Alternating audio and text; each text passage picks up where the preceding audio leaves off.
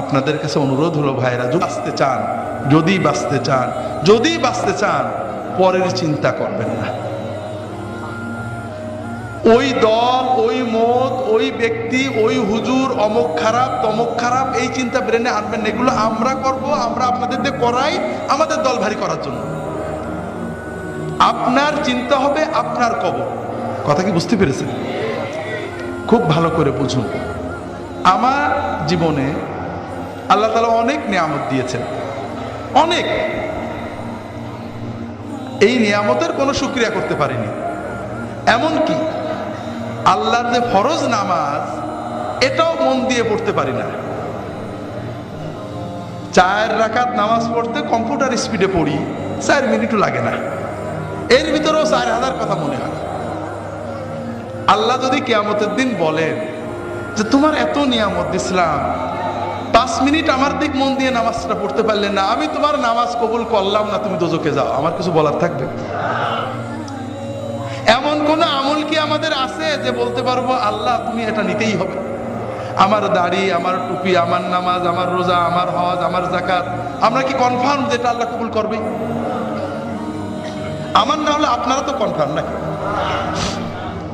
তো এই যদি আমাদের অবস্থা হয়, তাহলে কোন সাহসে আমরা অন্য মুসলমানের চিন্তা করি? ভাইরা, অন্য মুসলমানের চিন্তা করবেন না।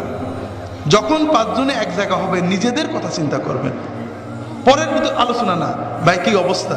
আরে ভাই বলো না, নামাজটা ঠিক করে পড়তাম, মন বসে না, দোয়া করো। ছেলে মেয়ে এগুলো ভালো করে পালন করতে পারছেন, দোয়া করো।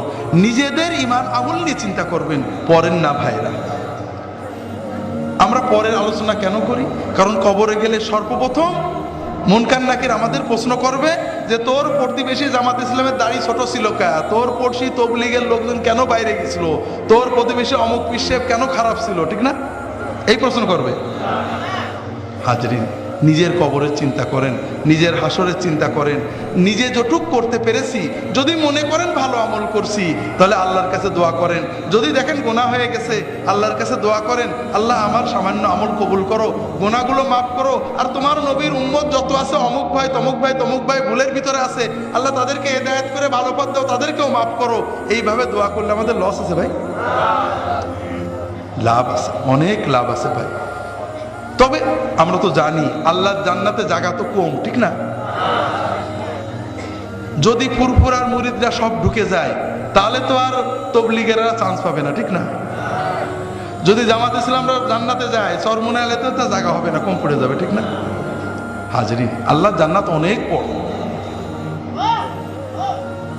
ওয়াসারিউ ইলা মাগফিরাতিম মির রাব্বিকুম ওয়া জান্নাতিন আরদুহাস সামাওয়াতু ওয়াল আরদু উইদ্দাত লিল মুত্তাকিন।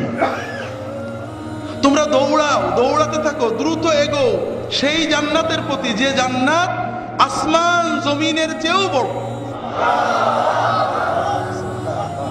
যে জান্নাতকে আল্লাহ তাআলা মুত্তাকিদের জন্য বানিয়ে রেখেছেন।